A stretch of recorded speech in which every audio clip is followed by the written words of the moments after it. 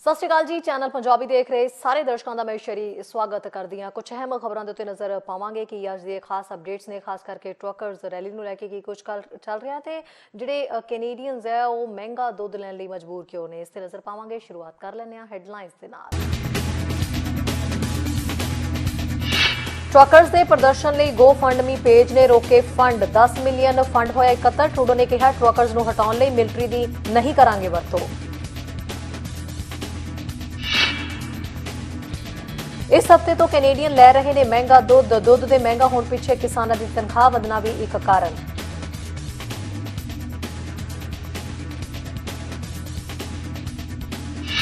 कौन तोड़ रहा है वैनकूवर ट्रांजिट बसां के शीशे, 26 घटनावां च तोड़े गए बसां के शीशे।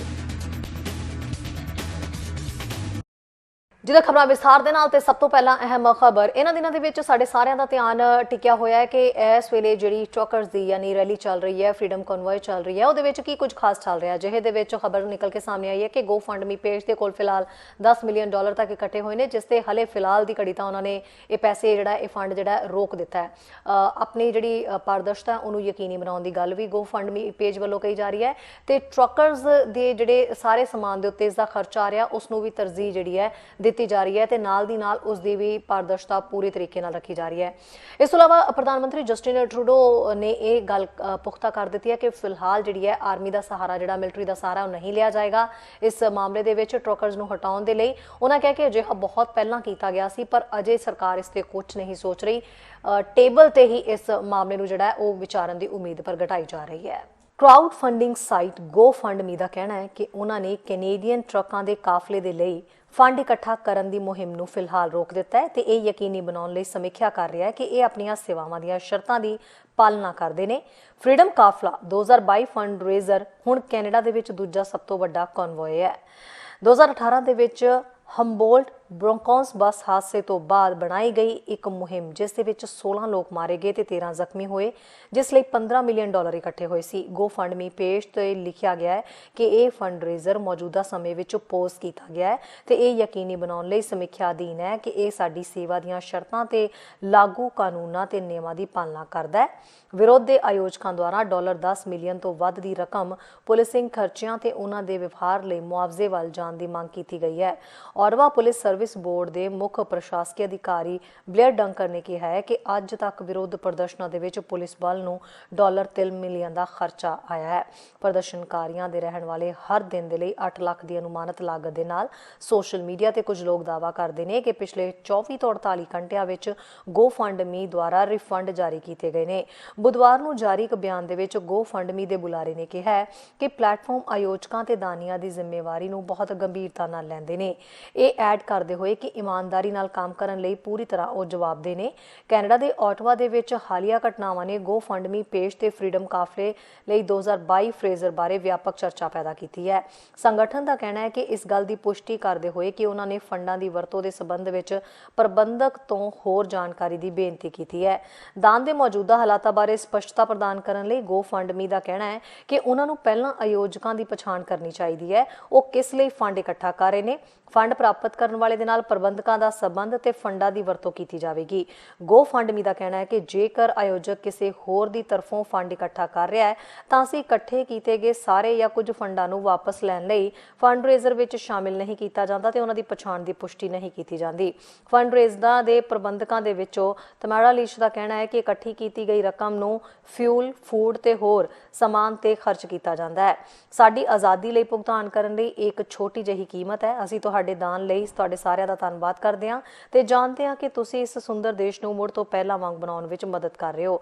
ਡਾਊਨਟਾਊਨ ਔਟਵਾ ਦੀਆਂ ਸੜਕਾਂ ਤੇ ਜਾਮ ਲਗਾਉਣ ਵਾਲੇ ਟਰੱਕਾਂ ਦੇ ਸਮੂਹ ਦੇ ਆਗੂ ਤੇ ਉਹਨਾਂ ਦੇ ਸਮਰਥਕ ਵੀਰਵਾਰ ਦੁਪਹਿਰ ਨੂੰ ਇੱਕ ਨਿਊਜ਼ ਕਾਨਫਰੰਸ ਕਰਨ ਦੀ ਯੋਜਨਾ ਵੀ ਬਣਾ ਰਹੇ ਨੇ।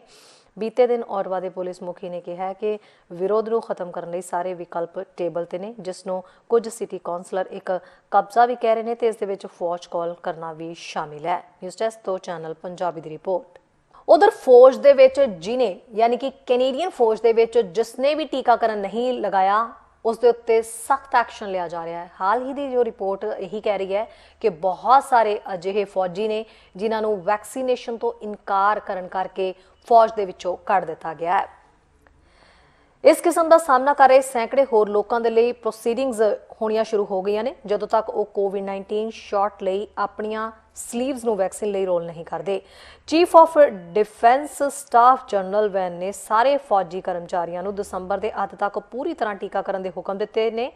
ਰੱਖਿਆ ਵਿਭਾਗ ਦੇ ਬੁਲਾਰੇ ਡੈਨੀਅਲ ਲੇ ਦਾ ਕਹਿਣਾ ਹੈ ਕਿ 58 ਸੈਨਿਕਾਂ ਨੂੰ ਉਹਨਾਂ ਦੀਆਂ ਜਿਹੜੇ ਵੈਕਸੀਨ ਸ਼ਾਟਸ ਹੈ ਲੈਣ ਤੋਂ ਇਨਕਾਰ ਕਰਨ ਦੇ ਲਈ ਨੌਕਰੀ ਤੋਂ ਕੱਢ ਦਿੱਤਾ ਗਿਆ ਹੈ। 246 ਹੋਰਾਂ ਨੂੰ ਨੋਟਿਸ ਦਿੱਤੇ ਗਏ ਸਨ ਜੋ ਕਿ ਸੇਵਾ ਮੈਂਬਰਾਂ ਨੂੰ ਵਰਦੀ ਤੋਂ ਬਾਹਰ ਕਰਨ ਲਈ ਪਹਿਲਾ ਕਦਮ ਹੈ। ਹੋਰ 66 ਬਿਨਾਂ ਵੈਕਸੀਨ ਵਾਲੇ ਸੈਨਿਕਾਂ ਨੇ ਸਵੈ ਇੱਛਾ ਦੇ ਨਾਲ ਕੈਨੇਡੀਅਨ ਆਰਮਡ ਫੋਰਸਿਸ ਨੂੰ ਛੱਡ ਦਿੱਤਾ ਹੈ ਜੋ ਕਿ ਕੋਵਿਡ-19 ਮਹਾਮਾਰੀ ਦੁਆਰਾ ਪਹਿਲਾਂ ਹੀ ਵਧੇ ਹੋਏ ਕਰਮਚਾਰੀਆਂ ਦੀ ਘਾਟ ਨਾਲ ਨਜਿੱਠ ਰਹੇ ਨੇ। ਕੈਨੇਡੀਅਨ ਪ੍ਰੈਸ ਦੁਆਰਾ ਇਹ ਰਿਪੋਰਟ ਪਹਿਲੀ ਵਾਰ ਜਿਹੜੀ ਹੈ 3 ਫਰਵਰੀ 2022 ਨੂੰ ਪ੍ਰਕਾਸ਼ਿਤ ਕੀਤੀ ਗਈ ਸੀ। ਕੈਨੇਡੀਅਨ ਇਸ ਹਫਤੇ ਤੋਂ ਮਹਿੰਗਾ ਦੁੱਧ ਲੈਣ ਦੇ ਲਈ ਮਜਬੂਰ ਨੇ। ਇਸ ਮਹਿੰਗੇ ਦੁੱਧ ਨੂੰ ਲੈਣ ਦੇ ਪਿੱਛੇ ਦੇ ਕਾਰਨ ਕਈ ਮੰਨੇ ਜਾ ਰਹੇ ਨੇ। ਅਜਿਹੇ ਦੇ ਵਿੱਚ ਕਿਸਾਨਾਂ ਦਾ ਵੀ ਇਸ ਨਾਲ ਜੋੜ ਕੇ ਕਿਸਾਨਾਂ ਨੂੰ ਵੀ ਦੇਖਿਆ ਜਾ ਰਿਹਾ ਹੈ ਕਿ ਕਿਸਾਨਾਂ ਦੀ ਜਿਹੜੀ ਹੈ ਇਨਕਮ ਦੇ ਉੱਤੇ ਵੀ ਇਸ ਚੀਜ਼ ਦਾ ਕਾਫੀ ਜ਼ਿਆਦਾ ਅਸਰ ਦੇਖਿਆ ਜਾ ਰਿਹਾ ਹੈ। ਹੁਣ ਹੋਰ ਵੀ ਉਹ ਸਾਰੇ ਪਹਿਲੂ ਖੰਗਾਲੇ ਜਾ ਰਹੇ ਨੇ ਜਿਸ ਦੇ ਨਾਲ ਦੁੱਧ ਦੀਆਂ ਕੀਮਤਾਂ ਜਿਹੜੀਆਂ ਨੇ ਵਧਾਉਣੀਆਂ ਪਈਆਂ ਨੇ। BC ਤੋਂ ਇਲਾਵਾ ਹੋਰ ਥਾਵਾਂ ਦੇ ਸਰਵੇ ਵੀ ਕੀਤੇ ਗਏ ਜਿੱਥੇ ਸਟੋਰਾਂ ਦੀ ਰਿਪੋਰਟ ਦੇਖੀ ਗਈ ਹੈ ਉੱਥੇ ਪਹਿਲਾਂ ਦੇ ਮੁਕਾਬਲੇ ਜਿਹੜੀ ਹੈ ਰਿਕਾਰਡ ਤੋੜ ਜਿਹੜਾ ਵਾਧਾ ਇਸ ਵਾਰ ਦੁੱਧ ਦੇ ਕੀਮਤਾਂ ਦੇ ਵਿੱਚ ਦੇਖਣ ਨੂੰ ਮਿਲਿਆ ਹੈ। ਕੈਨੇਡੀਅਨ ਇਸ ਹਫਤੇ ਦੁੱਧ ਲਈ ਵਧੇਰੇ ਭੁਗਤਾਨ ਕਰ ਰਹੇ ਨੇ। ਭਾਅ ਦੇ ਵਿੱਚ ਭਾਰੀ ਵਾਧਾ ਜੋ ਮੰਗਲਵਾਰ ਨੂੰ ਬਹੁਤ ਸਾਰੇ ਕਰਿਆਨੇ ਦੀਆਂ ਦੁਕਾਨਾਂ ਤੇ ਲਾਗੂ ਹੋਇਆ। ਕੁਝ ਪ੍ਰਾਂਤਾਂ ਵਿੱਚ 15% ਤੱਕ ਉੱਚਾ ਪਹੁੰਚ ਗਿਆ ਤੇ ਕਿਸਾਨਾਂ ਨੂੰ ਉਹਨਾਂ ਦੁਆਰਾ ਪੈਦਾ ਕੀਤੇ ਦੁੱਧ ਲਈ ਭੁਗਤਾਨ ਕੀਤੇ ਜਾਣ ਵਾਲੇ ਮੁੱਲ ਦੇ ਵਿੱਚ ਵਾਧੇ ਦੇ ਨਾਲ ਮੇਲ ਖਾਂਦਾ ਦੇਖਿਆ ਜਾ ਰਿਹਾ ਹੈ। ਕੰਜ਼ਿਊਮਰ ਦੇ ਵਕੀਲਾਂ ਦਾ ਕਹਿਣਾ ਹੈ ਕਿ ਕੀਮਤਾਂ ਦੇ ਵਿੱਚ ਇਹ ਨਾਟਕੀ ਵਾਧਾ ਦੁੱਧ ਦਾ ਇਸਤੇਮਾਲ ਕਰਨ ਵਾਲੇ ਹਰੇਕ ਵਿਅਕਤੀ ਨੂੰ ਪ੍ਰਭਾਵਿਤ ਕਰੇਗਾ ਪਰ ਇਹ ਘੱਟ ਆਮਦਨ ਵਾਲੇ ਤੇ ਭੋਜਨ ਅਸੁਰੱਖਿਅਤ ਪਰਿਵਾਰਾਂ ਨੂੰ ਸਭ ਤੋਂ ਵੱਧ ਨੁਕਸਾਨ ਪਹੁੰਚਾਏਗਾ। ਐਲਬਰਟਾ ਫੂਡ ਬੈਂਕਸ ਦੀ CEO ਐਰੀਆਨਾ ਸਕਾਟ ਨੇ ਕਿਹਾ ਕਿ ਜੇ ਪਰਿਵਾਰ ਆਪਣੇ ਬੱਚਿਆਂ ਨੂੰ ਦੁੱਧ ਦੇਣ ਦੇ ਵਿੱਚ ਅਸਮਰਥ ਹੋਣ ਲੱਗਦੇ ਨੇ ਤਾਂ ਉਹ ਇਸ ਨੂੰ ਰਾਸ਼ਨ ਦੇਣਾ ਸ਼ੁਰੂ ਕਰ ਦਿੰਦੇ ਨੇ ਤਾਂ ਤੁਸੀਂ ਸਿਹਤ ਸੰਬੰਧੀ ਚਿੰਤਾਵਾਂ ਵਿੱਚ ਵਾਧਾ ਦੇਖਣ ਜਾ ਰਹੇ ਹੋ। ਕਈ ਪ੍ਰਾਂਤਾਂ ਵਿੱਚ ਕੁਝ ਰਿਪੋਰਟਾਂ ਮੁਤਾਬਕ ਇਸ ਹਫਤੇ ਦੁੱਧ ਦੇ 4 ਲੀਟਰ ਬੈਗ ਲਈ ਅਦਾ ਕੀਤੀ ਕੀਮਤ ਦੀ ਤੁਲਨਾ ਜਨਵਰੀ ਵਿੱਚ ਅਦਾ ਕੀਤੀ ਕੀਮਤ ਨਾਲ ਕੀਤੀ ਗਈ ਹੈ। ਟੋਰਾਂਟੋ ਦੇ ਵਿੱਚ 2 ਗਰੋਸਰੀ ਸਟੋਰ ਤੇ ਕੀਮਤ $5.39 ਹੋ ਗਈ। ਨੋਫਲਿਕ ਫ੍ਰਿਲਸ ਤੇ ਲੌਬੌਕਸ ਜਿਹੜੇ ਕਿ ਦੋਵੇਂ ਲੌਬਲੌਕ ਕੰਪਨੀ ਦੇ ਵੱਲੋਂ ਚਲਾਏ ਜਾ ਰਹੇ ਨੇ ਇੱਥੇ 14.9% ਦਾ ਵਾਧਾ ਦਰਜ ਕੀਤਾ ਗਿਆ। ਲੌਂਗੋ ਤੇ ਕੀਮਤ ਜਿਹੜੀ ਹੈ ਉਹ 4.79 ਤੋਂ ਵੱਧ ਕੇ 5 ਜਿਹੜੀ ਹੈ $49 ਹੋ ਗਈ ਹੈ। ਹੈਲੀਫੈਕਸ ਦੇ ਵਿੱਚ ਐਟਲਾਂਟਿਕ ਸੁਪਰ ਸਟੋਰ ਦੀ ਕੀਮਤ ਜੋ ਲੌਬਲੌਜ਼ ਦੀ ਮਲਕੀਅਤ ਵਾਲੀ ਹੈ $5.79 ਤੋਂ ਵੱਧ ਕੇ $6.29 ਹੋ ਗਈ ਹੈ। ਇਹ 8.6% ਦਾ ਵਾਧਾ ਹੈ ਤੇ ਕੈਲਗਰੀ ਦੇ ਵਿੱਚ ਸੁਪਰ ਸਟੋਰ ਦੇ ਵਿੱਚ ਕੀਮਤ $4.65 ਤੋਂ ਵੱਧ ਕੇ $5.39 ਹੋ ਗਈ ਹੈ। ਇਹ 15.9% ਦਾ ਵਾਧਾ ਹੈ। ਫੀਲਡ ਏਜੰਟ ਕੈਨੇਡਾ ਦੇ ਜਨਰਲ ਮੈਨੇਜਰ ਜੈਫ ਕੈਲਗਰੀ ਦੇ ਵਿੱਚ ਸਥਿਤ ਇੱਕ ਡਿਜੀਟਲ ਮਾਰਕੀਟਿੰਗ ਕੰਪਨੀ ਜੋ ਪੂਰੇ ਕੈਨੇਡਾ ਦੇ ਵਿੱਚ ਦੁੱਧ ਦੀ ਕੀਮਤ ਨੂੰ ਟਰੈਕ ਕਰਦੀ ਹੈ ਨੇ ਕਿਹਾ ਹੈ ਕਿ ਇਸ ਹਫਤੇ ਦਾ ਵਾਧਾ ਅਸੀਂ ਇੱਕ ਝਟਕੇ ਦੇ ਵਿੱਚ ਦੇਖਿਆ ਸਭ ਤੋਂ ਵੱਡਾ ਵਾਧਾ ਹੈ ਕਿਉਂਕਿ ਇਸਨੇ 2015 ਦੇ ਵਿੱਚ ਦੁੱਧ ਦੀਆਂ ਕੀਮਤਾਂ ਬਾਰੇ ਰਿਪੋਰਟ ਕਰਨਾ ਸ਼ੁਰੂ ਕੀਤਾ ਸੀ। ਉਹਨਾਂ ਕਿਹਾ ਕਿ ਸੁਪਰ ਮਾਰਕੀਟਾਂ ਕੀਮਤਾਂ ਦੇ ਵਿੱਚ ਵਾਧੇ ਨੂੰ ਨਹੀਂ ਖਾਣ ਜਾ ਰਹੀਆਂ ਨੇ ਜਿਸ ਤੋਂ ਡੈਰੀ ਕਿਸਾਨ ਵੀ ਜਿਹੜੇ ਨੇ ਉਹ ਗੁਜ਼ਰ ਰਹੇ ਨੇ। ਜੈਫ ਨੇ ਕਿਹਾ ਹੈ ਕਿ ਹੋਰ ਸੁਪਰ ਮਾਰਕੀਟਾਂ ਜਿਨ੍ਹਾਂ ਨੇ ਅਜੇ ਤੱਕ ਆਪਣੀਆਂ ਕੀਮਤਾਂ ਲੌਬਲੌਜ਼ ਨਾਲ ਮੇਲ ਨਹੀਂ ਖਾਂਦੀਆਂ ਦੇਖੀਆਂ ਆਉਣ ਵਾਲੇ ਹਫ਼ਤਿਆਂ ਵਿੱਚ ਅਜਿਹਾ ਕਰਨ ਦੀ ਸੰਭਾਵਨਾ ਹੈ। ਲੌਬਲੌਜ਼, ਲੌਂਗੋਸ, ਵਾਲਮਾਰਟ ਤੇ ਸੋਬੋਸ ਦੀਆਂ ਟਿੱਪਣੀਆਂ ਦੇ ਲਈ ਕਈ ਬੇਨਤੀਆਂ ਨੂੰ ਨਜ਼ਰਅੰਦਾਜ਼ ਕੀਤਾ ਗਿਆ ਸੀ। ਮੈਟਰੋ ਦੇ ਬੁਲਾਰੇ ਜੋ ਕਿ ਫੂਡ ਬੇਸਿਕਸ ਦਾ ਵੀ ਮਾਲਕ ਹੈ ਉਹਨਾਂ ਨੇ ਸਵਾਲਾਂ ਦੇ ਜਵਾਬ ਦੇਣ ਤੋਂ ਇਨਕਾਰ ਕਰ ਦਿੱਤਾ ਇਹ ਕਹਿੰਦੇ ਹੋਏ ਕਿ ਮੈਟਰੋ ਭਵਿੱਖ ਦੀਆਂ ਕੀਮਤਾਂ ਜਾਂ ਕੀਮਤ ਦੀ ਰਣਨੀਤੀ ਤੇ ਉਹ ਟਿੱਪਣੀ ਨਹੀਂ ਕਰਨਾ ਚਾਹੁੰਦੇ। ਸਰਕਾਰ ਨੇ ਡੇਅਰੀ ਦੀ ਵਧੀ ਹੋਈ ਲਾਗਤ ਬਾਰੇ ਕਿਸੇ ਵੀ ਸਵਾਲ ਦਾ ਜਵਾਬ ਨਹੀਂ ਦਿੱਤਾ ਤੇ ਕੀ ਇਹ ਆਰਥਿਕ ਤਣਾਅ ਦੇ ਮੱਦੇਨਜ਼ਰ ਜਾਇਜ਼ ਸੀ ਜਾਂ ਨਹੀਂ ਜੋ ਬਹੁਤ ਸਾਰੇ ਕੈਨੇਡੀਅਨ ਵੱਧ ਰਹੀ ਮਹਿੰਗਾਈ ਦੇ ਚੱਲ ਰਹੇ ਮਹਾਮਾਰੀ ਕਾਰਨ ਇਸ ਦਾ ਸਾਹਮਣਾ ਕਰ ਰਹੇ ਨੇ।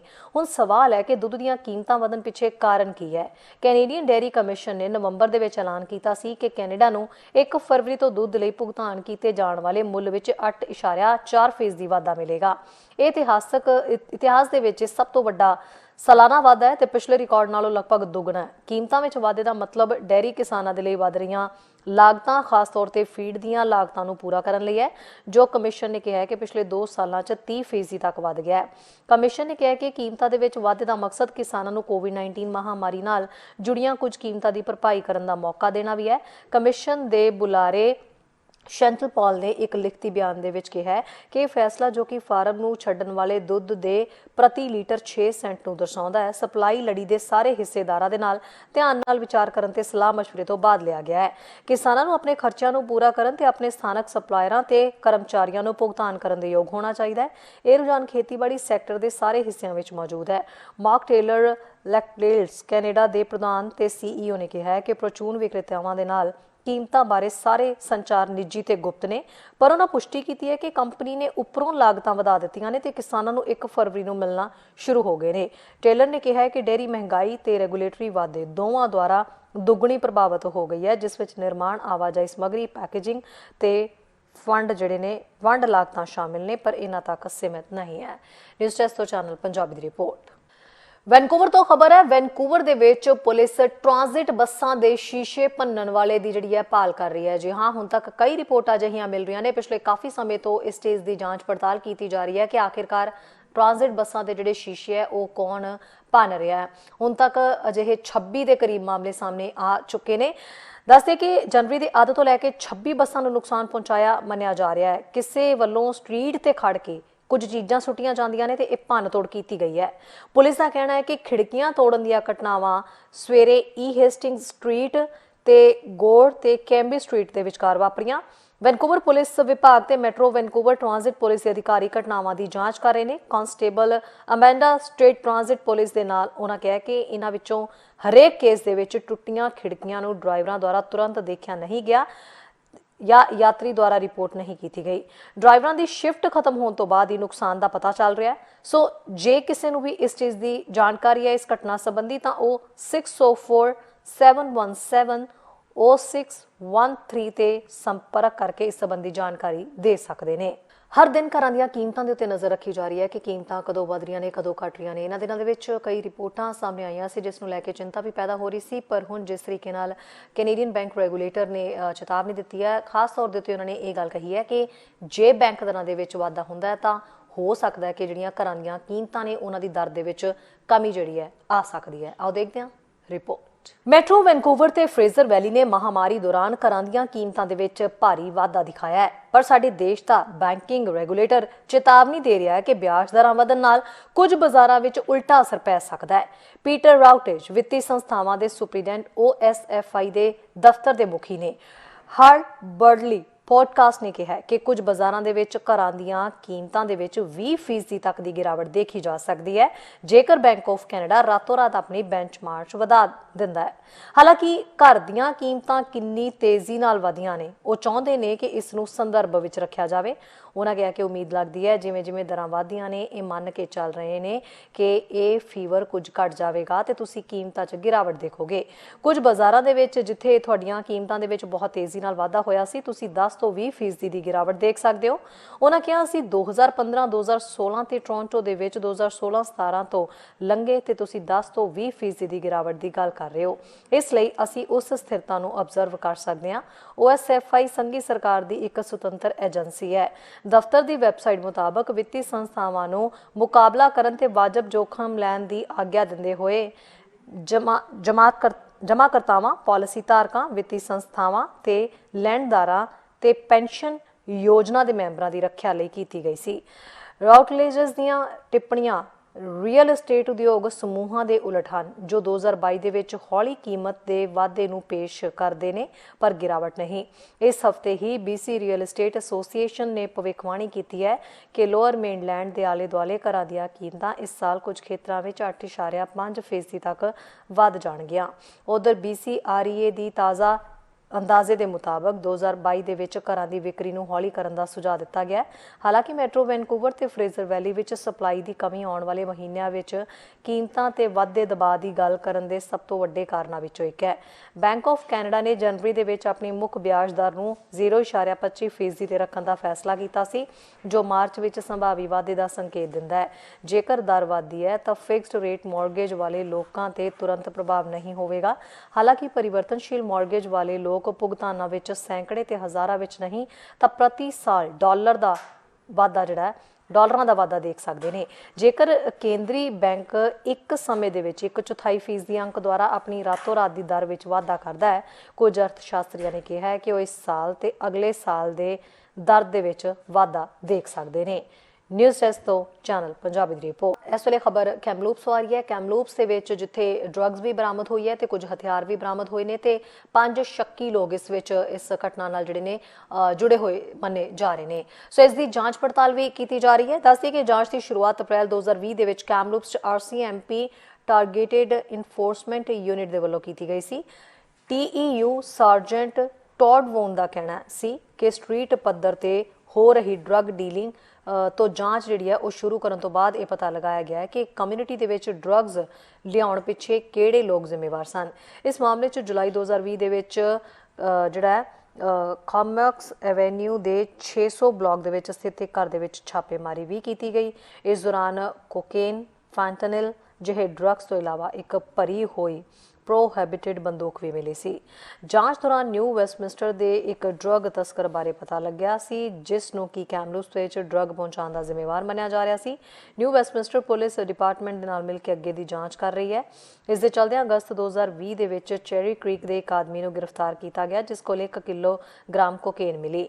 ਇਸ ਤਰ੍ਹਾਂ ਹੋਰ ਏਜੰਸੀਆਂ ਦੇ ਨਾਲ ਮਿਲ ਕੇ ਕੀਤੀ ਗਈ ਜਾਂਚ ਤੋਂ ਬਾਅਦ ਨਿਊ ਵੈਸਟਮਿੰਸਟਰ ਦੇ ਵਿੱਚ 13 ਕਿਲੋਗ੍ਰਾਮ ਕੋਕੇਨ, 10 ਕਿਲੋਗ੍ਰਾਮ ਮੈਥਾਫੈਟਾਮਿਨ, 2 ਹੈਂਡਗਨਸ ਤੇ ਕਰੀਬ $3 ਲੱਖ ਕੈਸ਼ ਬਰਾਮਦ ਹੋਇਆ ਹੈ। ਮਾਮਲੇ ਦੇ ਵਿੱਚ 31 ਸਾਲਾ ਲਾਰੈਂਸ ਲਾਈਟ ਪੋਲੀ, 36 ਸਾਲਾ ਡੇਵਿਡ ਜੇਫਰੀ ਟ੍ਰੈਂਬਲੇ, 24 ਸਾਲਾ ਰॉयली ਲੌਰੇਨ ਬੈਂਸ, 50 ਸਾਲਾ ਜੇਸਨ ਰੇ ਸੋਕਾ ਤੇ 36 ਸਾਲਾ ਰॉबर्ट ਸੇਲੀਲੋਪੀ ਤੇ ਦੋਸ਼ ਲਗਾਏ ਗਏ ਨੇ।